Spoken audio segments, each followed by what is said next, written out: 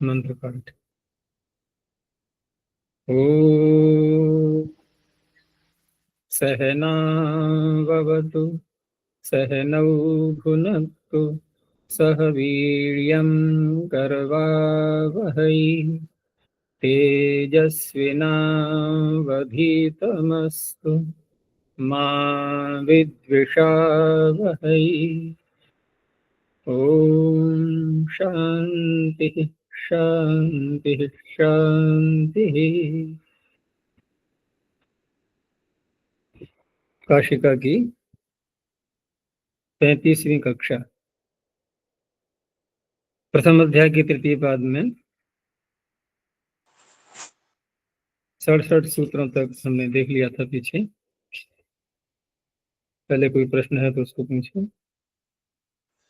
गुरुजी आम प्रत्यय आम प्रत्यय, हाँ बोलो। आम प्रत्ययवत क्रियोनु प्रयोगस्य इसमें पूर्ववत कहने से जिस धातु से आम आत्मनेपदी है, जो धातु आत्मनेपदी है उसके आगे क्रिय के अनुप्रयोग में भी आत्मनेपद होगा।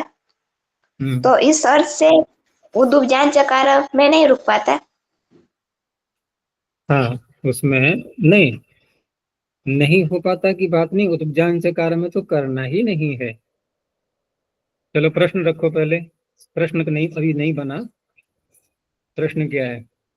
अच्छा जी, आम प्रत्ययवत क्रियानुप्रयोग से इसमें पूर्ववत आ रहा है ना, तो उससे वही अर्थ निकलेगा ना कि पहले सूत्र पूर्व की संख्या बोला करो। सूत्र की 63 63।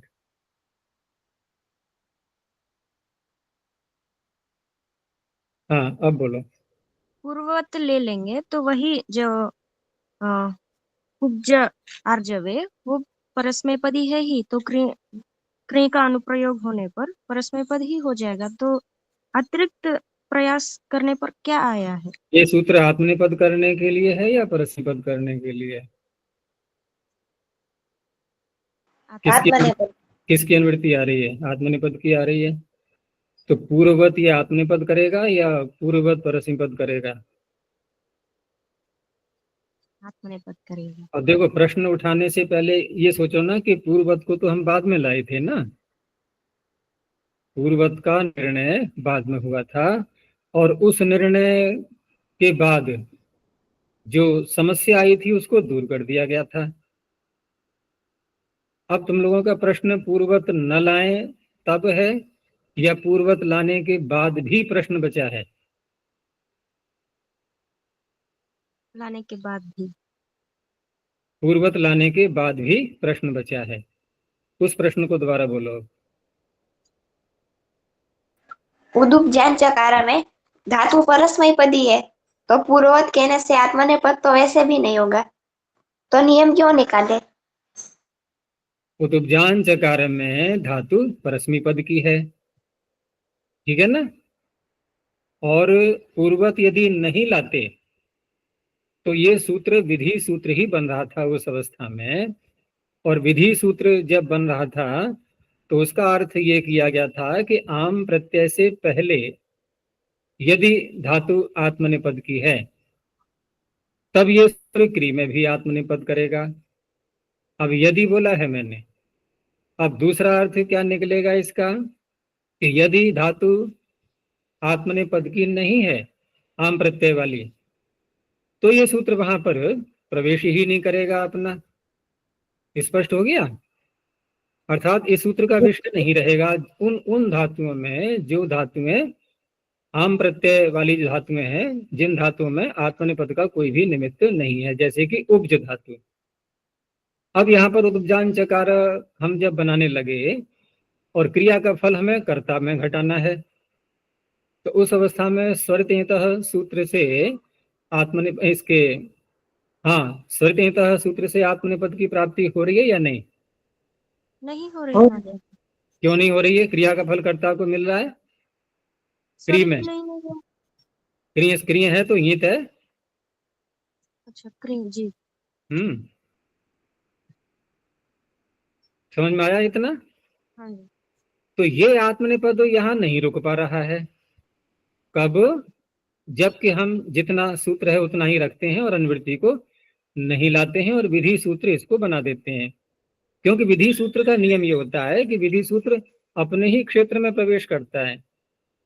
क्षेत्र क्या है इसका? वो आम प्रत्ययपद से पता लग रहा है कि यदि आम प्रत्यांत धातु आत्मनेपद की है तो क्रिया में आत्मनेपद होगा। कब? जब क्रिया का फल कर्ता को न मिल रहा हो। क्रिया का फल कर्ता को मिल रहा है तब तो स्वरतेयता ही कर देगा, वो भी इसका क्षेत्र नहीं है। क्योंकि जहां पर अप्राप्ति है वहीं तो प्राप्ति कराएगा ये। तो अब यहाँ दूसरा जो मैंने कहा था कि जो धातुएं आम प्रत्यांत आत्मनेपद की नहीं है वहां तो ये सूत्र बिल्कुल भी नहीं जाएगा। तो उन धातुओं में स्वरतेयतः सूत्र क्रिया का फल कर्ता को मिलने पर आत्मनेपद की उपलब्धि कराएगा और ये अशुद्ध रूप बनने लगेगा। उदुपजान चकार, उनुभान चकार। उसके समाधान करने के लिए पूर्वत को लाया गया। अब पूर्वत को लाया गया तो पूर्वत और आम प्रत्ययवत ये दो शब्द हमारे पास में हो गए। अब दोनों के अर्थों को हम भिन्न भिन्न रूप से करेंगे, एक किसी और कार्य के लिए, दूसरे को किसी और कार्य के लिए। वो और कार्य क्या होगा कि पूर्वत जो कार्य हम विधि वाला अब तक आम प्रत्ययवत से कर रहे थे वो तो कार्य करेंगे हम पूर्वत से, क्योंकि तात्पर्य तो वही है, आम प्रत्ययवत और पूर्वत। अब पूर्वत शब्द आम प्रत्ययवत के विषय को क्यों लेगा? इसलिए लेगा क्योंकि अनुप्रयोग की बात हो रही है यहाँ पर। अनुप्रयोग तो आम प्रत्यांत से ही होना है, तो स्वयं ही निकल आएगा आम प्रत्यय का पूर्व शब्द से। जो अर्थ आम प्रत्ययवत से निकल रहा है कि आम प्रत्यांत लेना है हमें, तो वो अर्थ पूर्व शब्द से भी निकल आएगा, क्योंकि क्रिया के अनुप्रयोग की बात हो रही है इसलिए। अब पूर्वत का वही अर्थ हो जाएगा कि यदि पूर्व यानी कि आम प्रत्यय से पहले यदि धातु आत्मनेपद की है तो क्रिया के अनुप्रयोग में भी आत्मनेपद हो जाएगा। ये विधि सूत्र वाला अर्थ ये इससे निकल आया। तो बिल्कुल ज्यों का त्यों अर्थ किया ना, और ईक्षान चक्र ईहान चक्र बन गया इतने ही मात्र से। अब यहाँ पर आम प्रत्ययवत भी कहा है इन्होंने, ये भी सूत्र में है। अब क्योंकि कार्य तो हमारा सिद्ध हो गया, ईक्षान चक्र ईहान चक्र बन चुका है, तो अब ये आम प्रत्ययवत शब्द क्या करेगा? तो सिद्धि सती आरंभो नियमार्थः। अब यहाँ पर नियम देखेंगे, तो नियम क्या देखेंगे? अब यहाँ पर नियम क्या निकलेगा? तो नियम ये निकलेगा अब नियम ये निकलेगा कि यदि कहीं पर आत्मनेपद का विधान करना है तो वो तभी होगा जबकि आम प्रत्यय से पहले धातु आत्मनेपद की हो तब, अन्यत्र कहीं नहीं होगा। तो अन्यत्र कहीं नहीं होगा तो अन्यत्र में उपज धातु भी आ गई है, यानी अन्य कहीं भी प्राप्ति नहीं हो सकती अब। क्यों? क्योंकि आम प्रत्यांत धातु आत्मनेपद की नहीं है यहाँ पर। ये नियम निकला इससे। तो पूर्वत शब्द से विधि और आम प्रत्ययवत से नियम, तो सद्वितीयो यत्नो नियमार्थो भविष्यति, वो नियम के लिए हो जाएगा। ये है।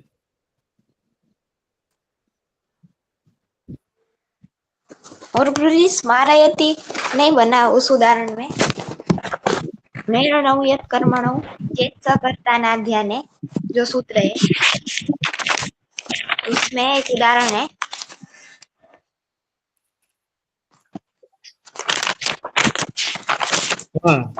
यत् कर्मणो, इस सूत्र में स्मरयति वनगुल्मः स्वयमेव, तो स्मारयति नहीं बना, अत उपधाया से।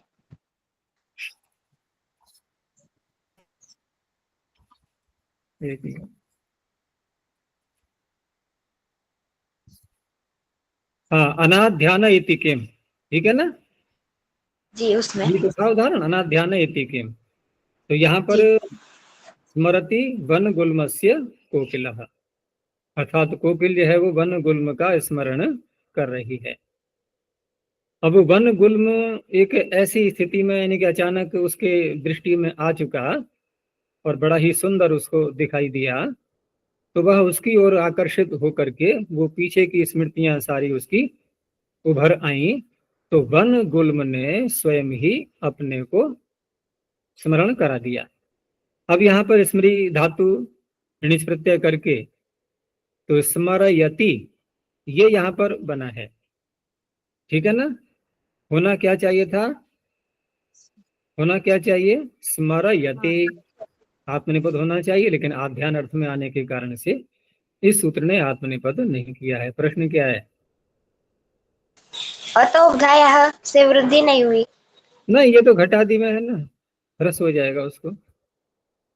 स्मृति आध्यान घटादी में देखो, मित मान करके इसको रस कर लेंगे।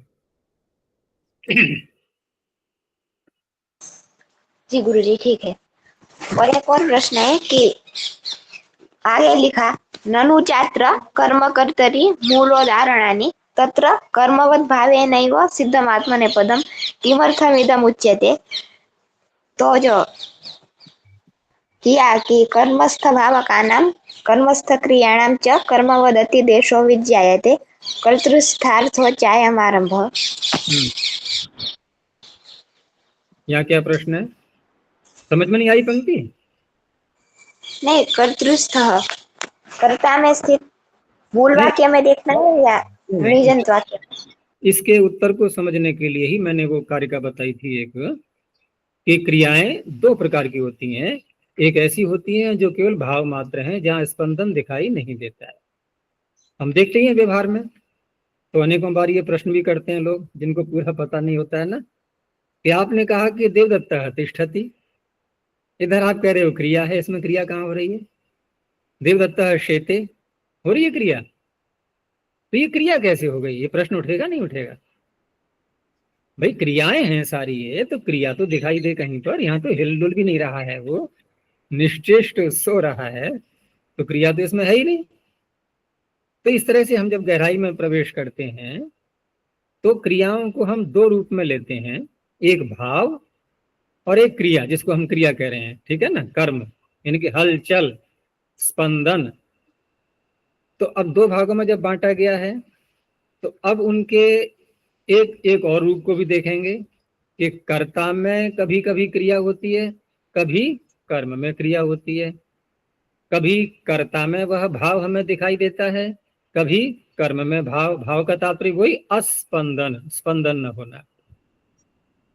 तो वो जो कारिका थी, कर्मस्थः पचतेर्भावः, कर्मस्थः पचतेर्भावः, एक एक उदाहरण दिखा दिया था उन्होंने कारिका के अंदर कि कर्मस्थः पचतेर्भावः, देवदत्तः ओदनम पचति। तो देवदत्त में नहीं हो रही है क्रिया, ये हो रही है कर्म में। यद्यपि पचति का लकार देवदत्त को ही कह रहा है, वो ओदन को नहीं कह रहा है, लेकिन फिर भी क्रिया कहाँ घट रही है? ओदन में। तो कर्मस्थः पचतेर्भावः, लेकिन वो क्रिया इस प्रकार की नहीं है जिसमें स्पंदन दिखाई दे हमें। वो चावल जो है धीरे धीरे, वो देखो वो जो हिलना डुलना हो रहा है वो अग्नि के कारण से है। वो पचन क्रिया के लिए हिलना डुलना वो संबंध नहीं घटेगा वहां पर। जो गलन क्रिया हो रही है उसकी, ओदन की, वो बिना स्पंदन के हो रही है अंदर से ही। वो हिलने डुलने को मत देख लेना, वहां घटाने लगो क्रिया हो तो रही है, वो तो अग्नि के कारण से है ना। तो यहाँ पर गलन क्रिया में स्पंदन नहीं दिखाई दे रहा है, तो ये क्या हो गया? भाव। कर्मस्थः पचतेर्भावः। दूसरा उदाहरण क्या था?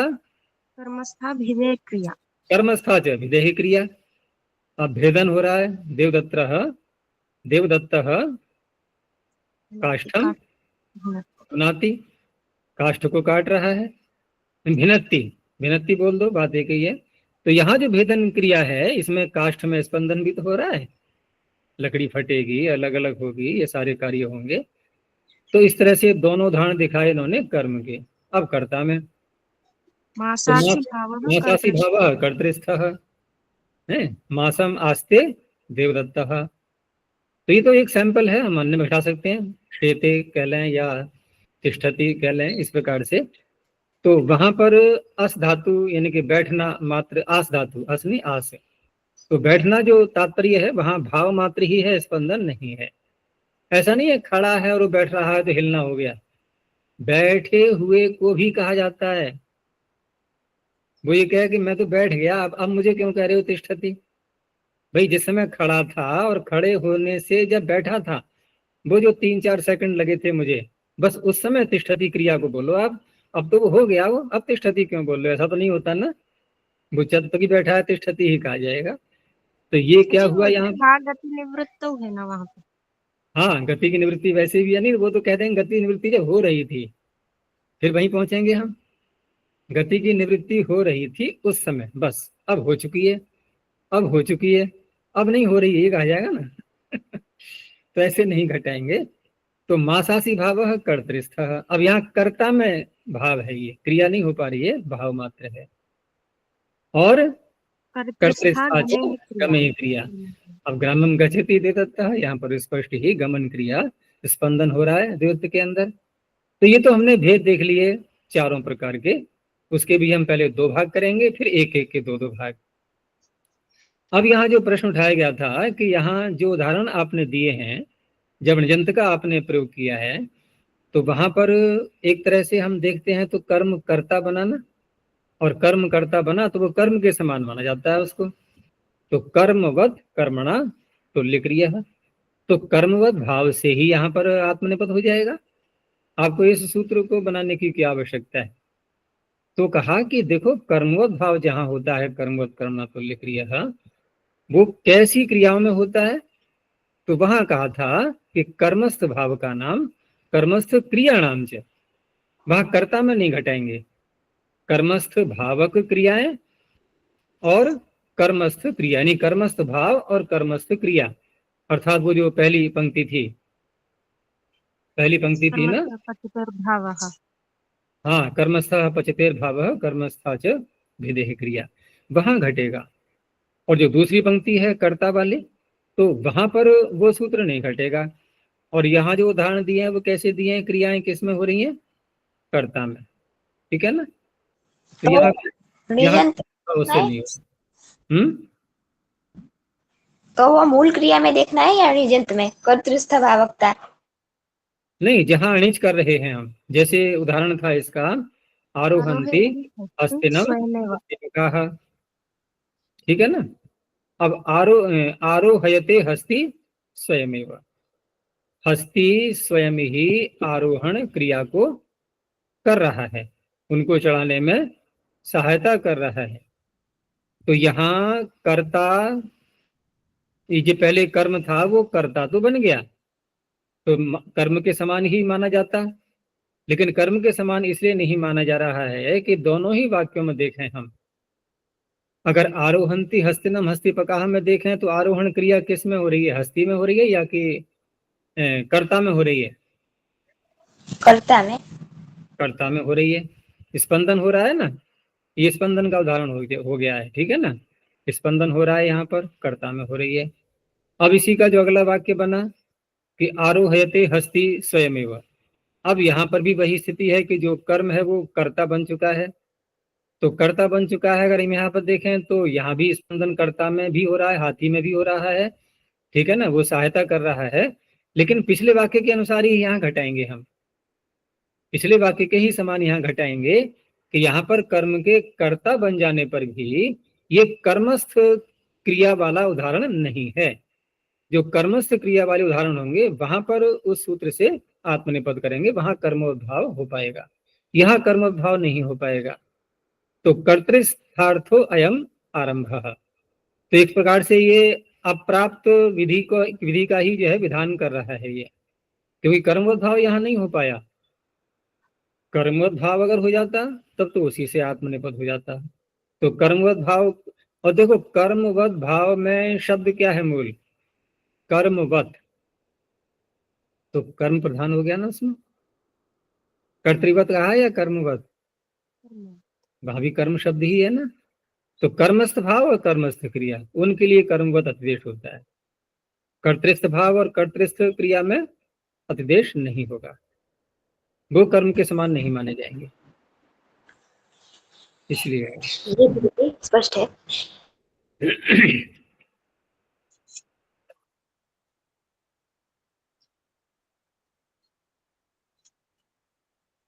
आचार्य ये जो यत् सग्रहणम अनन्य कर्मार्थम है,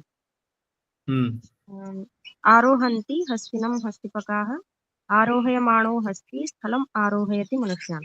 तो अनन्य कर्मार्थ मतलब यहाँ कर्म ना बदल जाए, एक ही हो ऐसा? अनन्य कर्मार्थ का तात्पर्य और कोई कर्म उसका बनना नहीं चाहिए उस काल में।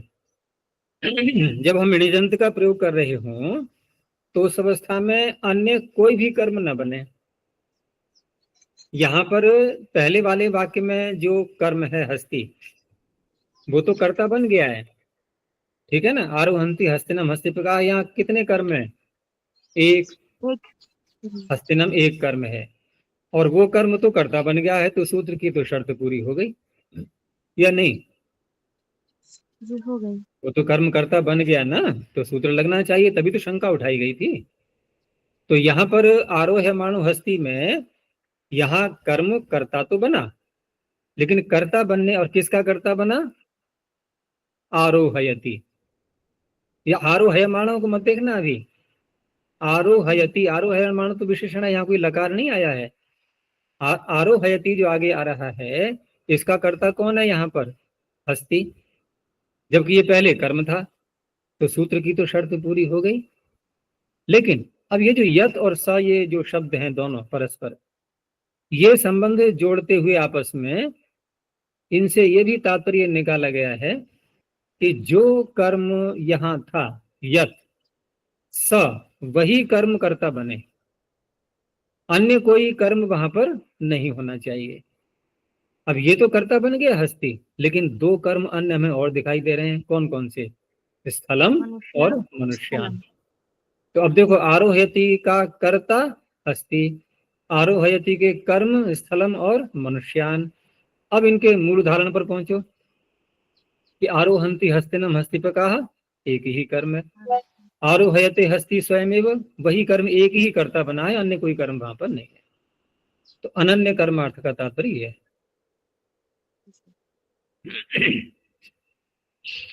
चलें आगे अब। हाँ जी।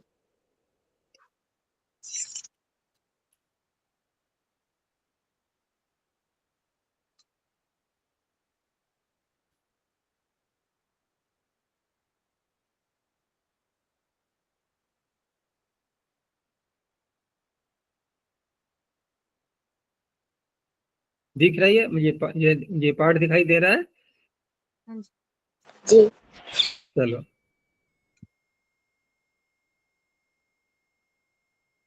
तो अगला सूत्र है भीष्म और हेतु भय।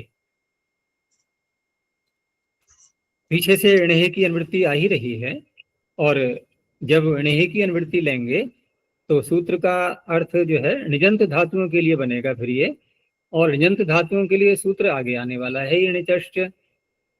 लेकिन णिचश्च सूत्र कर्तृभिप्राय में क्रिया का फल जब कर्ता को मिल रहा होता है उस अवस्था में आत्मनेपद करता है, तो वो तो अर्थ यहाँ नहीं लेंगे क्योंकि वो तो प्राप्ति ही है। इसलिए आगे कहा अकर्तृभिप्रायार्थो अयम आरंभ। विभेते है स्मयते ण्यंताद आत्मनेपदम भवति। हेतु भय, हेतु भय शब्द पर ध्यान रखना है कि भय जो हो रहा हो वो हेतु से ही हो, और हेतु वही है यहाँ पर तत्प्रयोजको हेतुश्च। तो हेतु प्रयोजक कौन है? हेतु तो स्पष्ट कर दिया कि जिसको प्रयोजक कहते हैं हम, तत्प्रयोजको हेतुश्च सूत्र से, वही हेतु है। और उसमें कर्ता की अनुवृत्ति भी आ रही होती है, क्योंकि च दिया है ना साथ में, तत्प्रयोजको हेतुश्च, वो कर्ता भी है। और लकार वाच्य है, लकार उसी को बोलता है कर्ता के लिए। ततश्चेत भयम भवति, तो भय भी उसी से होना चाहिए। इसलिए समास कौन सा करेंगे फिर? हितोर भयम हेतु भयम, हेतु से भय। भय ग्रहणम उपलक्षणार्थम, भय शब्द जो है यहाँ उपलक्षण के लिए है। हम अन्य थोड़ा सा उससे मिलता जुलता अन्य अर्थ भी ले सकते हैं, तो उससे मिलता जुलता उसके समीप कौन सा अर्थ बैठ रहा है? विस्मय। विस्मयोपि तथा एवं, विस्मय में भी आदमी थोड़ा चौंकता है ना, तो उस अवस्था में एक भय का भी थोड़ा सा भाव रहता है। पूरा पूरा भय भी नहीं होता है, आश्चर्य से मिला हुआ भय होता है एक प्रकार से। तो जटिलो भीषयते मुंडो भीषयते। अब यहाँ पर जो शुक आगम हुआ है वो भी सूत्र हेतु भय अर्थ में ही शुक आगम करता है।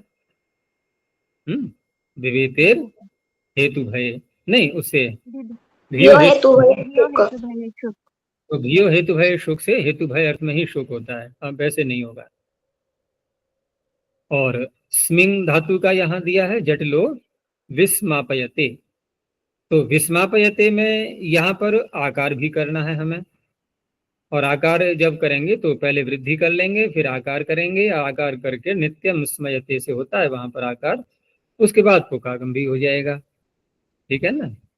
और वह सूत्र वहां पर विकल्प से करता है,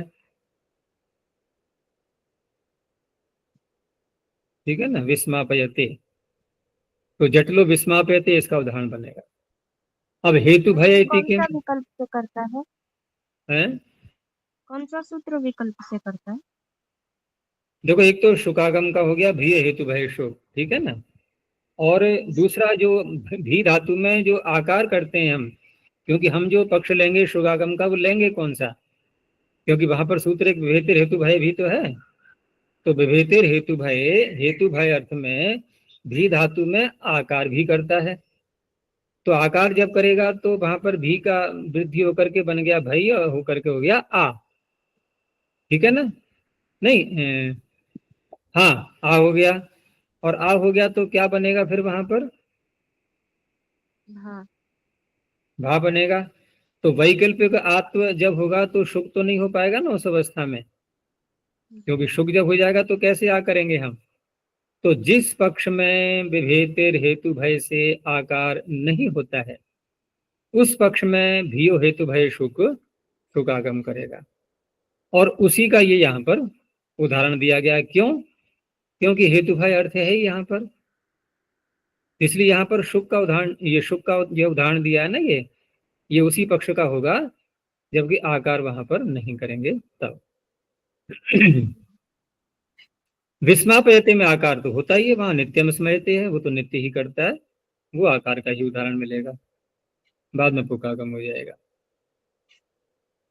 अब यहाँ पर जो सूत्र ने कहा था कि हेतु भय अर्थ होने पर ही आत्मनेपद करेगा यंत धातु से, तो हेतु भय इति किम, अब यहाँ जो भय दिखाया जा रहा है वो किससे दिखाया जा रहा है, कुंचिका से, जैसे कोई बच्चे हैं छोटे, डरा दिया उनके लिए, ऊंची हाथ में हमारे, तो हेतु भय इति किम कुंचिकया एनम भाययति, यहाँ पर आत्मनेपद नहीं हुआ।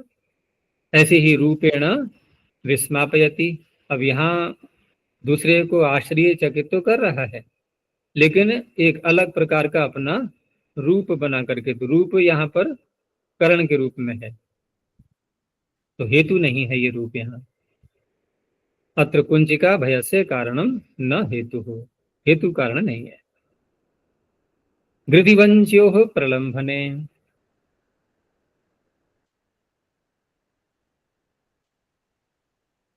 यहाँ पर जो काशिका में छपा हुआ है गृधि, हाँ सही है, वो यकार वैसा ही है जिसके पूर्व अक्षर बिना स्वर का माना जाता है, चौंच वाला यकार बोलते हैं इसको।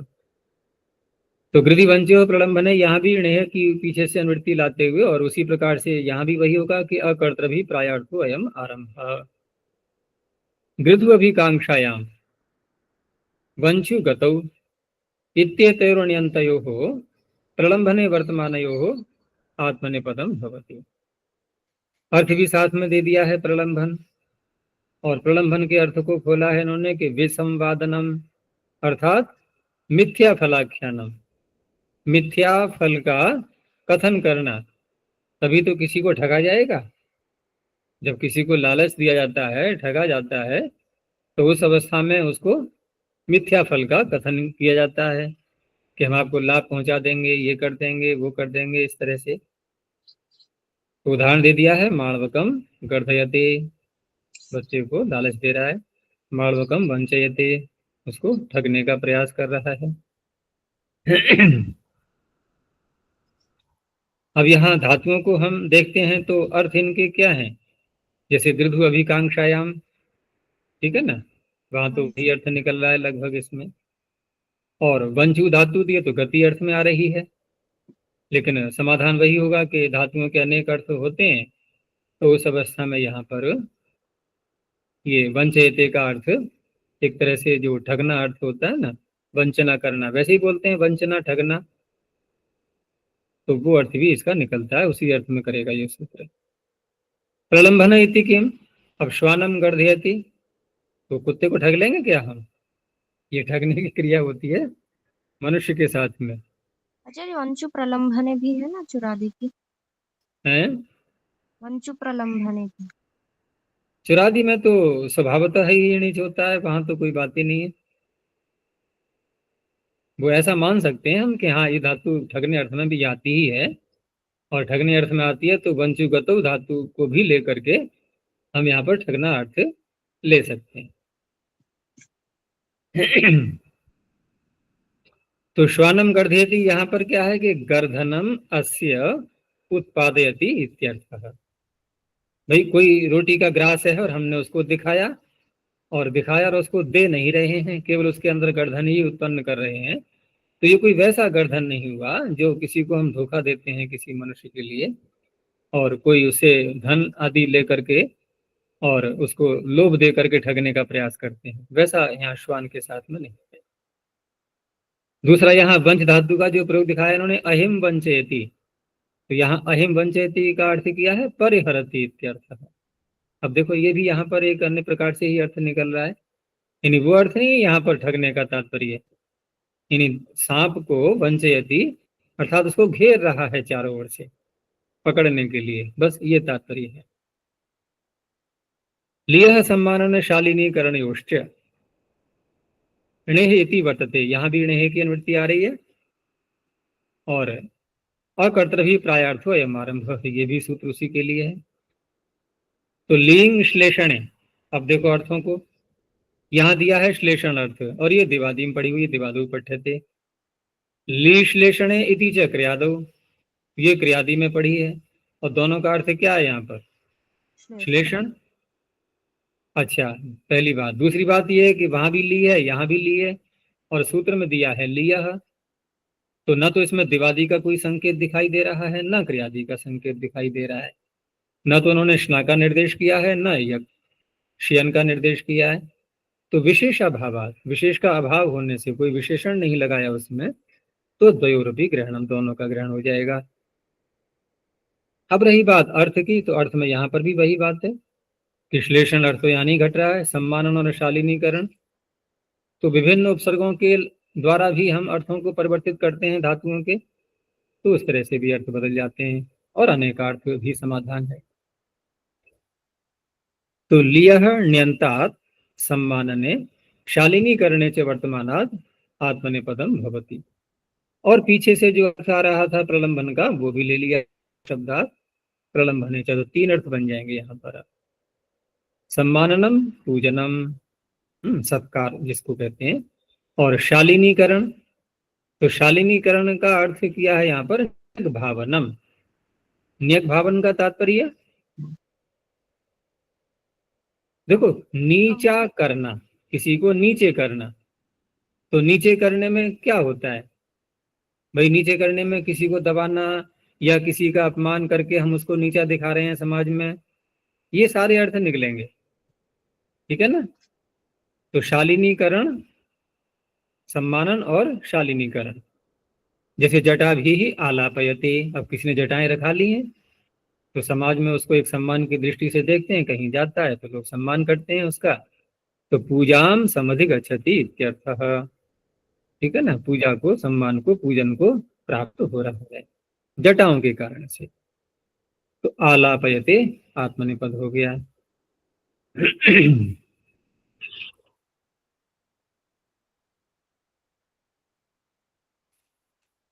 अब यहां पर जैसे प्रारंभ में कहा था अकर्तृभी प्रायार्थो अयम आरंभः,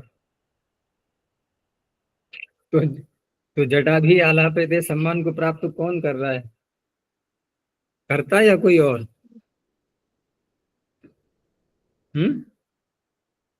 वही प्राप्त कर रहे हैं। कौन कर रहा है प्राप्त?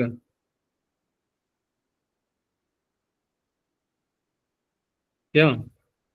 जटाओं से युक्त जो है वही। तो यहाँ तो ये कहा था अभी कि क्रिया का फल कर्ता को न मिले तब के लिए ये सूत्र है। अब देखो यहाँ दोनों तरह से हम देखेंगे कि सम्मान को प्राप्त तो कर रहा है वो, और सम्मान का फल किसको मिलेगा? पुण्य कर्म किसका बन रहा है? सम्मान करने वाले का। तो दूसरे को मिल रहा है कि नहीं?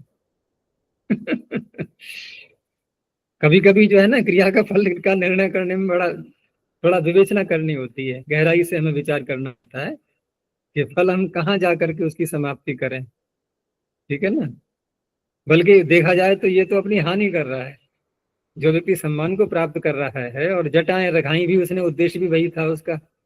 बहुत से लोग जो है कपड़े भी रंग लेते हैं इसी कारण से कि समाज में हमारा सम्मान होगा, लोग आदर करेंगे हमारा। तो ऐसे स्थिति में क्या होता है, उल्टा और पुण्य कर्म घटता है उनका।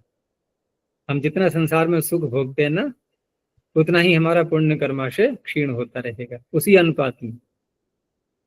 अब रही बात कि दूसरे का क्या पुण्य बन रहा है या नहीं बन रहा है, वहां भी अनेक प्रकार से अनेक बिंदुओं पर जो है चिंतन करना होता है कि यदि वास्तव में वो अच्छा कार्य कर रहा है, धर्म का कार्य है, तो हम कह सकते हैं पुण्य बन रहा है, अगर सम्मान के योग्य है वो। तो जैसे हम किसी को दान देते हैं और वो दान लेकर के व्यक्ति दुरुपयोग कर रहा है और हम जानते भी हैं, फिर भी हम दे देते हैं। दान लेकर के दुरुपयोग करना, तो उस अवस्था में वो दान भी हमारा पुण्य कर्माशय कहाँ बढ़ा पाएगा, बल्कि पाप कर्माशय बढ़ जाएगा उससे उल्टा। और होता नहीं होता है? तो दान कह करके भी हमने अपना पाप कर्म बढ़ा लिया। तो वो एक अलग विषय बन जाते हैं, वहां किस तरह से हम पुण्य और पाप की विवेचना करेंगे। तो यहाँ कहने का तात्पर्य कि क्रिया का फल वो चाहे पाप के रूप में मिले या पुण्य के रूप में मिले, वो तो करने वाले को मिल रहा है। इस तरह से हम इसको ले सकते हैं।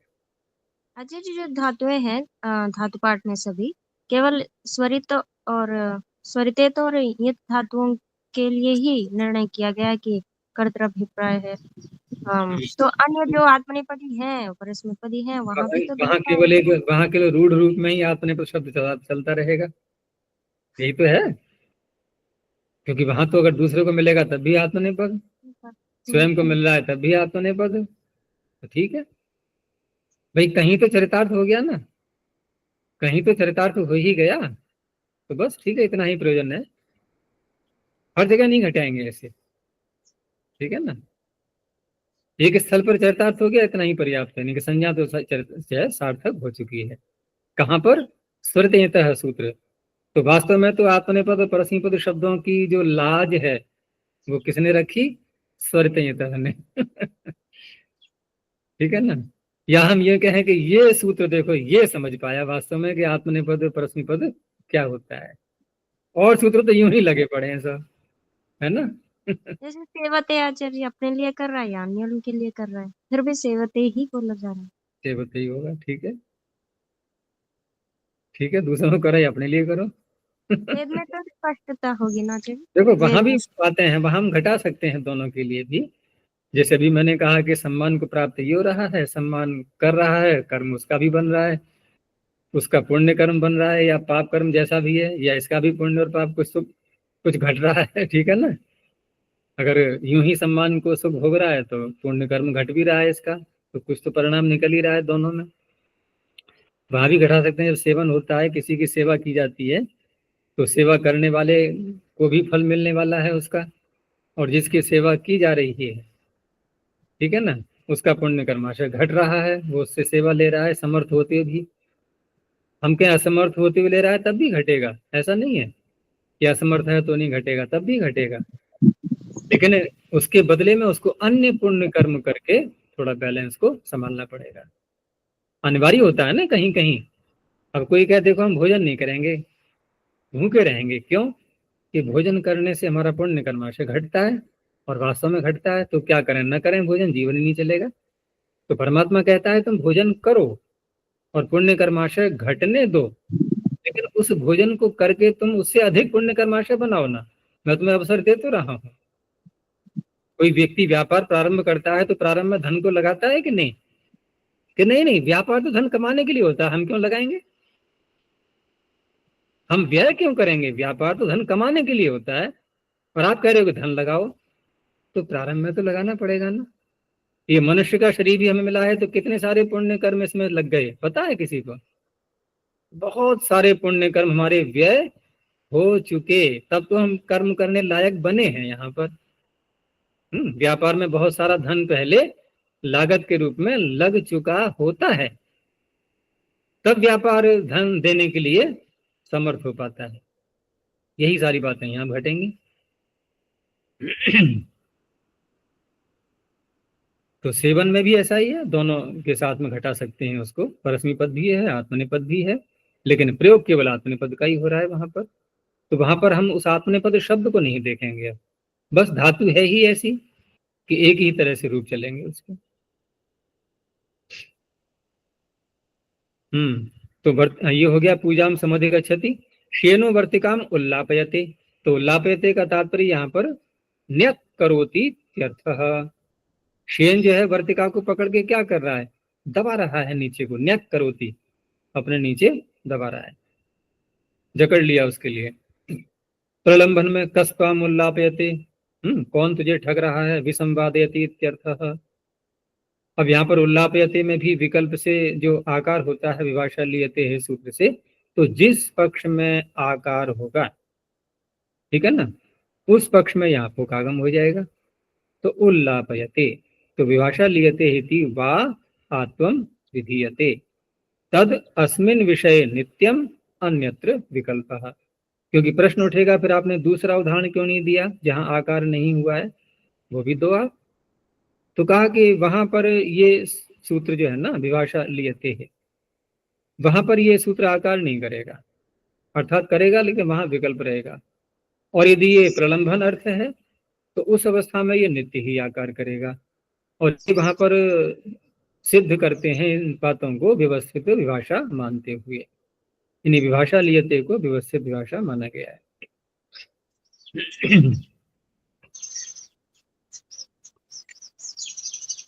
तो व्यवस्थित विभाषा ही सा सम्मानना दिशु इति किम, तो इन्हीं अर्थों में ये सूत्र लगेगा, यदि अन्य कोई अर्थ है तो नहीं। जैसे कि बालकम उल्लापयति, अब कोई बच्चे को खिला रहा है, उसको ऊपर को उठाया, ऐसे करके उठा के फिर ले लिया, पकड़ लिया हाथ में, तो इस तरह से अर्थ लेंगे यहाँ पर। मिथ्योपपदात् क्रियोभ्यासे ऋणेति वर्तते, और ऋणी की निवृत्ति आते ही ये बात भी कहनी होती है साथ में कि अकर्तृ प्रायार्थो अयम आरंभ, ये सूत्र उसी के लिए माना जाएगा फिर। अब इस सूत्र के विषय में यहाँ पर प्रश्न ये भी उठता है कि ये क्यों ऐसा सूत्र बनाना पड़ रहा है,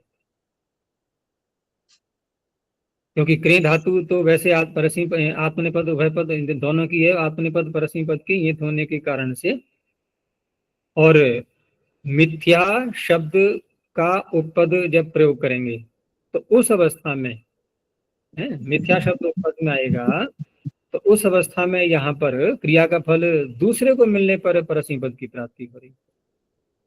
तो ण्यन्तात् करोतेर मिथ्योपदात् आत्मनेपदम भवति, साथ में कहा इसमें अभ्यासी। अब अभ्यास से क्या अर्थ लेंगे, तो अभ्यास पुनः पुनः करणम, अर्थात आवृत्ति ही, बार बार करना। तो पदम मिथ्या कारयते, क्या अर्थ होगा इसका? पदम मिथ्या कारयते, इसका अर्थ हम किस रूप में लेंगे? किसी पद को, शब्द को मिथ्या बुलवा रहा है या बोल रहा है? बुलवा रहा है। कैसे? दूसरे से कह रहा है कि स्वयं बोल करके कि इसको अशुद्ध बोलो, ये तात्पर्य है?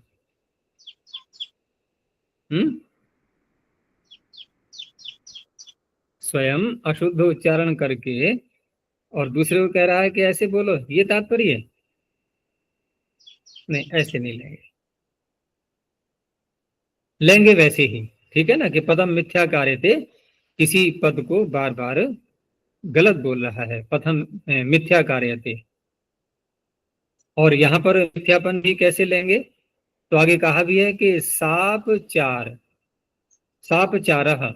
अब साप चारह को ही खोला है इन्होंने आगे कि साप चार शब्द का अर्थ कैसे, साप चारम, इसका अर्थ कैसे करेंगे कि स्वरादि दुष्टम, अर्थात ये जो दोष आते हैं ना वर्णों के उच्चारण करने में, तो उन दोषों से युक्त अपचार जो होता है ना, अपचार, तो अपचार का अर्थ किया गलत बोलना है। तो अशुद्धि के सहित ये हो गया सापचार। और शुद्धि कौन सी होगी, तो जो स्वरादियों के दोष हैं उनसे युक्त होकर के और बार बार उच्चारण कर रहा है, उच्चारयति इत्यर्थ है। देखो ये धातुएं कुछ ऐसी होती है जैसे इन्होंने अर्थ किया उच्चारयति, इसमें भी नीच है।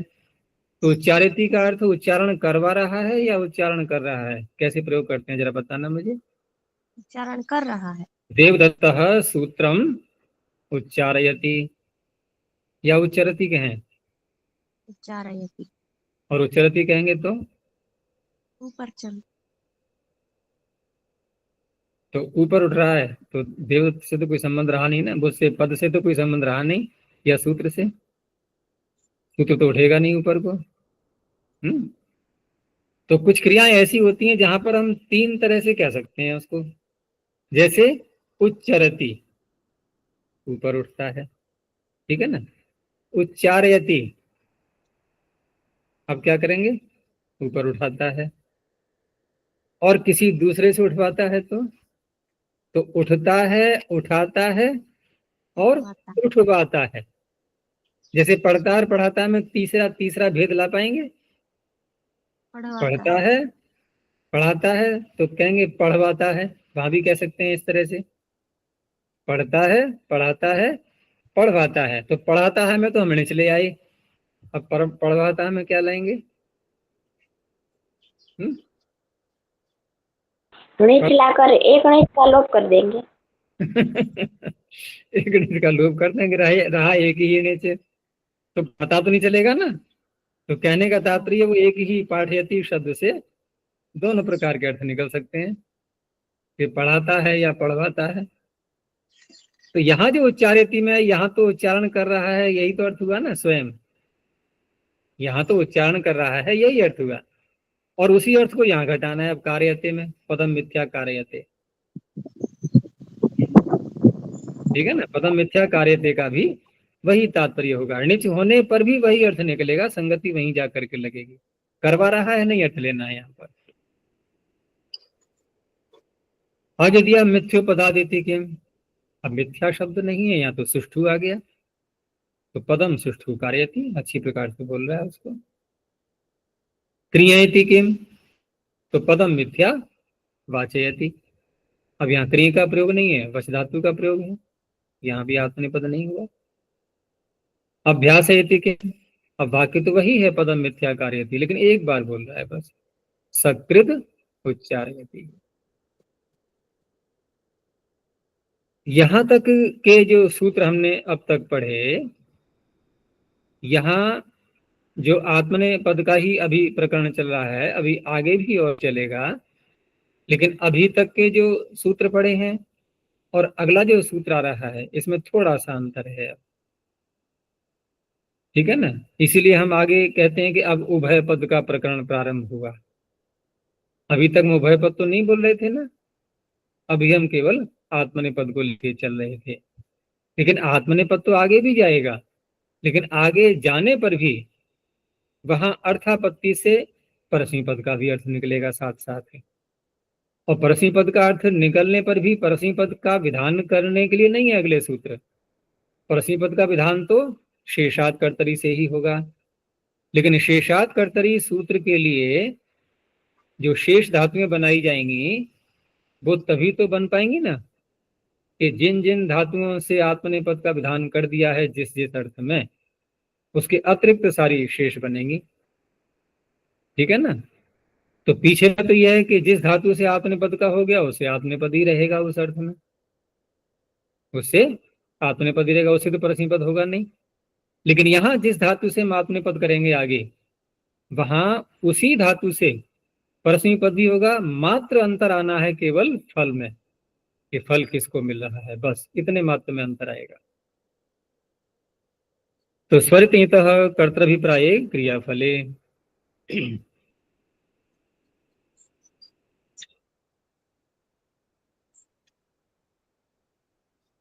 अवणेः इति निवृत्तम, ण्यंत का तो पूरा हो चुका है।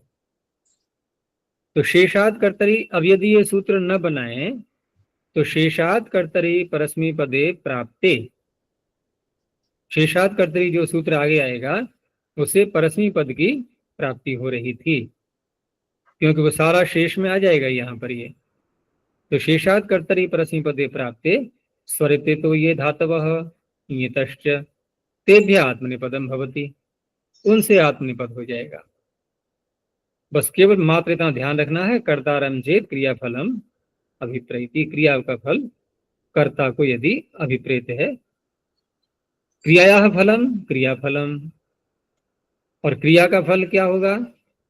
तो क्रियाया फलम क्रियाफलम प्रधान भूतम, जो प्रधान भूत अर्थ होता है क्रिया का। अब प्रधान भूत अर्थ कौन सा होता है, इसका पता कैसे लगेगा? तो उसी को आगे कहा कि यदर्थम असौ क्रिया आरभ्यते, जिसके लिए वह क्रिया प्रारंभ की गई है, जिस प्रयोजन के लिए क्रिया प्रारंभ की गई है वही प्रधान होता है, वही प्रधानभूत फल होता है। तच्चेत कर्तु भवति, और कर्तु को ही खोला लकार वाच्य से, लकार जिसको कह रहा है उस कर्ता की हम बात कर रहे हैं। तो वह प्रधानभूत फल वह जो करता है उसका होना चाहिए। अब कोई यज्ञ कर रहा है तो यज्ञ दो प्रकार से हो सकते हैं, एक पुरोहित के रूप में, एक स्वयं ही यज्ञ कर रहा है। तो स्वयं के लिए कर रहा है तो उसका फल स्वयं ही मिलेगा। तो यदर्थम असु क्रिया आरभ्यते, यजन का जो भी फल है उसको प्राप्त करने के लिए यजन क्रिया की जा रही है। तो यजते पचते, ऐसे ही पचन क्रिया है। नियतः खल्वपि, नियत धातु में सुनुते और कुरुते, शो या विषवे और डुक्रे दोनों नियत हैं। अब यहाँ क्या है कि स्वर्ग आदि, जैसे यजन क्रिया का स्वर्ग अर्थ ले लिया है, आदि कह करके जो शोय धातु है और क्री धातु इनका भी अर्थ ले लिया साथ में। तो स्वर्ग आदि प्रधान फलम यह कर्तारम अभिप्रेति, ये जो प्रधान फल है ये कर्ता को प्राप्त हो रहा है। कर्तृभिप्राय इति किम, अब यजंती याजका हमें हम वही अर्थ लेंगे कि याजक यज्ञ कर रहे हैं। याजक का तात्पर्य वही है, दूसरे को जो यज्ञ कराने वाले हैं वो यज्ञ कर रहे हैं। तो वहां भी कोई प्रश्न उठा सकता है कि आपने कहा कि क्रिया का फल यहाँ पर कर्ता को नहीं मिल रहा है, दूसरे को मिल रहा है, तो उनको दक्षिणा मिलती तो है। तो जो दक्षिणा मिलती है उनको वो क्रिया का फल नहीं है क्या? ये प्रधान भूत अर्थ नहीं है, ठीक है ना। दक्षिणा तो वो अन्य कार्य से भी ले सकते हैं। यजन का जो प्रधान भूत अर्थ है स्वर्ग आदि की प्राप्ति, वो किसको मिलेगी? वो तो जो यज्ञ करा रहा है उसको मिलेगी ना, पुरोहित को थोड़ी मिलेगा। तो वही तात्पर्य है, वो कर्ता को यहाँ पर नहीं मिल रहा है। ऐसे ही पचंती पाचका, अब पाचक पका रहे हैं, यद्यपि वो स्वयं भी भोजन करेंगे, अपना पकाया हुआ स्वयं भी खाएंगे, लेकिन मुख्य उद्देश्य उनका अन्य लोग हैं जिनके लिए पाचक रखा गया है बुला करके वेतन के रूप में, तो उनके लिए पका रहा है वो। ऐसे ही कुर्वंती कर्म करा, जो सेवक हैं वो कार्य कर रहे हैं स्वामी के लिए। तो आगे कहा भी यद्यपि, यानी क्रिया का फल इनको ही मिल रहा है साथ में, यद्यपि दक्षिणा भृतिश्च, उसमें याजक में दक्षिणा आ गई और पाचक में और कर्म में भृति आ गई। भृतिश्च कर्तु फलम इहास्ति, यहाँ है तो क्रिया का फल कर्ता को। तथापि न तदर्थ क्रियारंभ, क्रिया का आरंभ इनके लिए नहीं किया गया था, क्रिया का आरंभ का उद्देश्य दूसरा था, उसका फल दूसरों को ही मिल रहा है।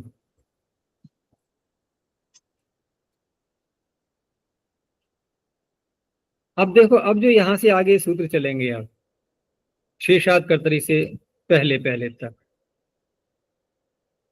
स्वरितयतः से पहले जो सूत्र आए और स्वरितयतः के बाद वाले सूत्र, इनमें थोड़ा अंतर दिखाई देगा। जैसे हम इसी सूत्र को लें अपाद वदह, तो वद धातु स्वयं में कैसी है? ये परस्मैपदी। परस्मी पद की है।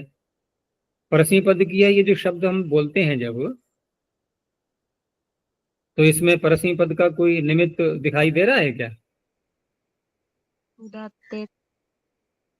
तो कौन सा सूत्र है जो उदात्तेत होने पर करता है परस्मी पद? उदात्तेत होने से नहीं, शेष होने से करते हैं। हाँ, शेष होने से। तो शेष कहाँ कहाँ से शेष होगा? वो शेषत्व कहाँ कहाँ से निकलेगा? ठीक है ना। यदि हम वध के विषय में कुछ भी ना बोलें, तो शेष का तात्पर्य यही तो होगा वहां पर कि जिन धातुओं से आत्मपद का विधान नहीं किया गया है, और वध के लिए हम कुछ भी ना कहें, तो ये शेष बन जाएगी। फिर ये सूत्र क्या करेगा? अपादवदः।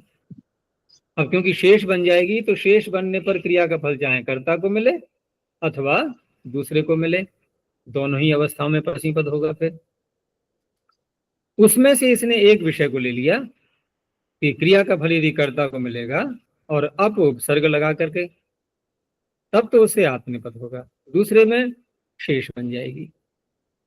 तो इस प्रकार के सूत्र आएंगे आगे अब सब ये, कि जिन धातुओं से परस्मी पद की प्राप्ति हो रही है, ठीक है ना, उन धातुओं से क्रिया का फल कर्ता को मिलने पर आत्मनिपद का विधान। तो अब पूर्वाद वदते है कर्तृ प्राय क्रिया फले आत्मनिपदम भवति। अब धन कामो न्यायम अपवदते। धन की इच्छा वाला, धन की इच्छा वाला क्या कर रहा है? क्या कर रहा है वो न्याय को?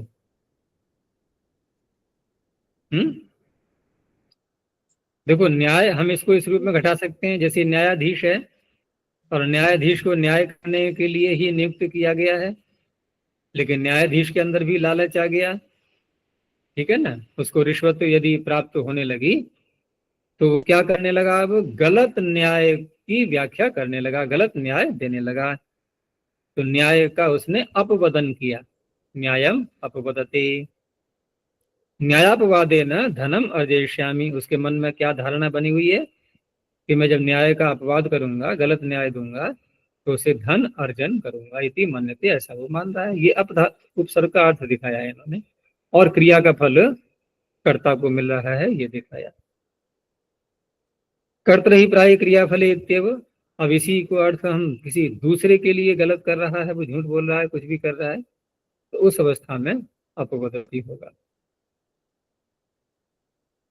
आगे णिचष्ट बहुत प्रसिद्ध सूत्र है ये, और हम जो धातुएं प्रयोग करते हैं, या तो मूल धातु होती है और सीधे लकार ले आते हैं उससे, भूआदेव धातु से धातु संज्ञा करके, और दूसरा जो उनका स्वरूप बनता है कि हम कोई पहले अन्य प्रत्यय करेंगे लकार लाने से पहले। तो अन्य प्रत्ययों में मुख्य जो 3 प्रत्यय होते हैं, कौन कौन सी 3 प्रत्यय है मुख्य बताना, जिनका अधिक प्रयोग होता है?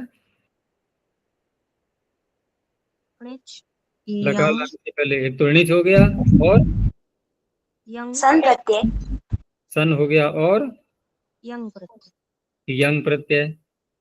तो यंग में और सन के लिए उनका तो सूत्र हम पढ़ चुके। यंग का कौन सा पढ़ चुके? अनुदात संहिता आत्मनेपदम, वो तो नकार लगा दिया पाणिनि ने वहां पर। सन का कौन सा पढ़ लिया? पूर्ववत्सनः। पूर्ववत्सनः, उसका भी निर्णय हो गया, णिच का रह गया था, ठीक है ना। अब उनका निर्णय, जैसे यंग में नकार लगा दिया, अब चाहे क्रिया का फल कर्ता को मिले या दूसरे को मिले, दोनों ही अवस्थाओं में आत्मनिपद होगा। सन में हमने देख लिया कि यदि धातु आत्मनिपद किया तो आत्मनिपद होगा, परस्मैपद किया तो परस्मैपद होगा। देखो, परस्मैपद होगा ये तो शेष करके हम बोलेंगे हम, लेकिन यदि पूर्व में आत्मनिपद किया है तो आत्मनिपद होगा, इतना ही मात्र तो कहा है वहां पर।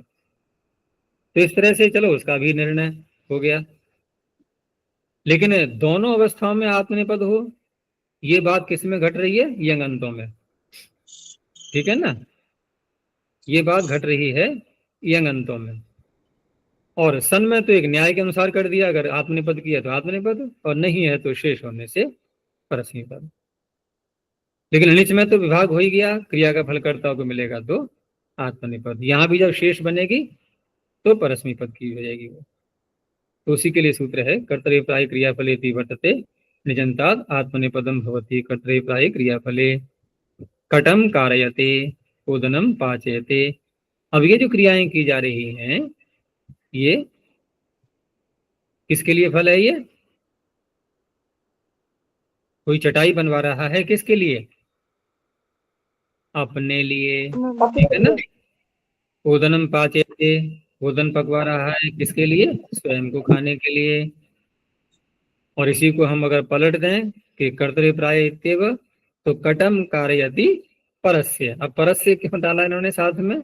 स्पष्टता के लिए कि चटाई बना तो रहा है लेकिन किसके लिए? कि मैं किसी को दान में दूंगा, यानी कोई किसी और को देना है, या किसी और ने कहा था कि जरा बनवा देना मेरे लिए, उसने कर्मचारी को, बनाने वाले को आदेश दे दिया। यहां पर सिंपद हो जाएगा। समुदांघ्यो यमो ग्रंथे। अब देखो स्वयं में यम धातु कैसी है? स्वयं में यम परस्मै धातु पद। कैसी है? परस्मी पद की है। जी। तो वहां पर भी ये नियम लग रहा है, क्रिया का फलकर्ता को मिलने पर आत्मनेपद, लेकिन साथ में उपसर्ग भी रहने चाहिए। तो समुदांग, तो कर्तृ प्राय इति वर्तते सम उत आंग, 3 उपसर्ग। इत्येवं पूर्वाद यमे है कर्तृ प्राय क्रियाफले आत्मनेपदम भवति।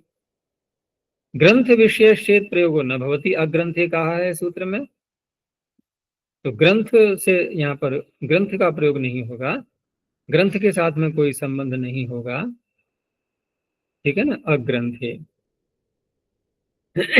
जैसे व्रीहीन संयच्छते। अब धातु तो यम है लेकिन भिन्न भिन्न उपसर्ग लगाने से अर्थों में परिवर्तन होता है। जब सम उपसर्ग लगाया तब इसका अर्थ होगा इकट्ठा करना। तो व्रीहीन संयच्छते का अर्थ हो गया धानों को इकट्ठा कर रहा है।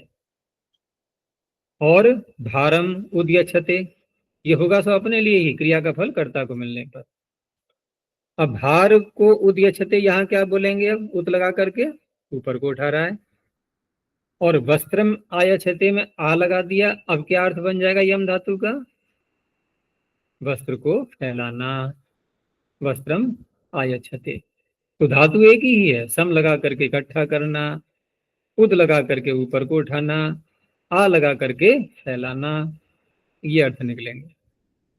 आंग पूर्वाद अकर्मकात, इसी धातु में जब आंग उपसर्ग लगाया गया था, और यहां भी आंग उपसर्ग है, लेकिन पीछे जो सूत्र था आंगो यमना, उससे आत्मनेपद ही तो किया गया था, और यहां भी हम आंग पूर्वक आत्मनेपद कर रहे हैं। तो कहा कि वहां पर अकर्मक की अनुवृत्ति आ रही थी, यहां सकर्मक में भी कर देंगे। तो आंग पूर्वाद अकर्मकात आंगो यमना है सिद्धम एवं आत्मनेपदम सकर्मकार्थम इदम पुनर्ग्रहणम। अग्रंथ इति किम। अब देखो यहाँ पर उदाहरण में कि उद्यच्छति चिकित्साम वैद्यः, उद्यच्छति चिकित्साम वैद्यः में क्या अर्थ निकल रहा है? क्या लग रहा है अर्थ?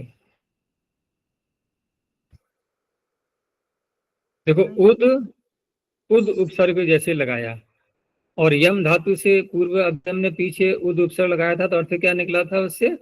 उठाना, भार को उठा रहा है। देखो उठाना भी अर्थ कब हो पाया? जब हमने भारम बोला है तब। और यहां हमने बोला चिकित्साम, तो कर्म के बदलने पर भी अर्थ बदल जाता है। हम ये मान के बैठ जाएं, पकड़ करके बैठ जाएं कि उत लगाते ही यम धातु में ऊपर को उठाना अर्थ होगा, तो यहां घट जाएगा ये कि वैद्य चिकित्सा को ऊपर उठा रहा है, नहीं बनेगा ना। तो ऐसे बदलते हैं प्रसंग के अनुसार अर्थ। अब यहाँ कर्म क्योंकि दूसरा है, चिकित्सा कर्म है। तो देखो हम व्यवहार में बोलते हैं ना कि देखो अगर जीवन में आप उद्यम नहीं करेंगे तो सफलता नहीं मिलेगी, बोलते हैं ना उद्यम शब्द।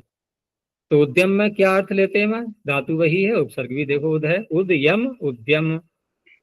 तो क्या अर्थ होता है? पुरुषार्थ।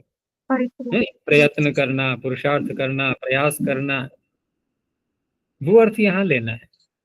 तो कैसे घटेगा अर्थ यहाँ पर कि वैद्य चिकित्सा में उद्यम कर रहा है, अर्थात चिकित्सा शास्त्र को समझने के लिए पुरुषार्थ कर रहा है। तो चिकित्सा शास्त्र ये ग्रंथ आ गया ना। तो ग्रंथ अर्थ निकलने से यहाँ इस सूत्र ने आत्मनेपद नहीं किया, तो शेष होने से परस्मैपद। कर्तृभिप्राय इत्येव, तो संयच्छति, उद्यच्छति, आयच्छति क्रियाएं सारी वही हैं, लेकिन यहाँ क्रिया का फल दूसरे को मिल रहा है।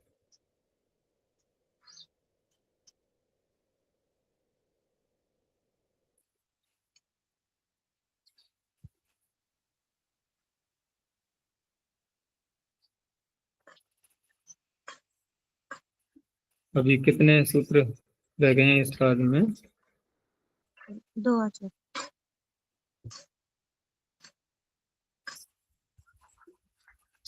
चलो ये कल देख लेंगे फिर, और कोई ज्यादा कठिन सूत्र नहीं है, कल पूरा कर लेंगे इसको। आज यहीं तक रहते हैं 75 सूत्रों तक।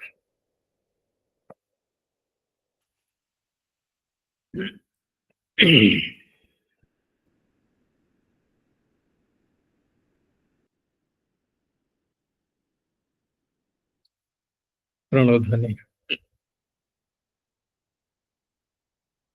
ओ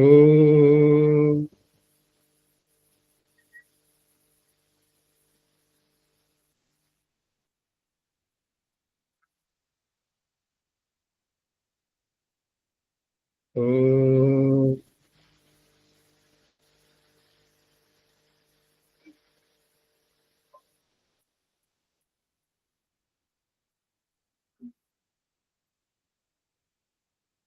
ओ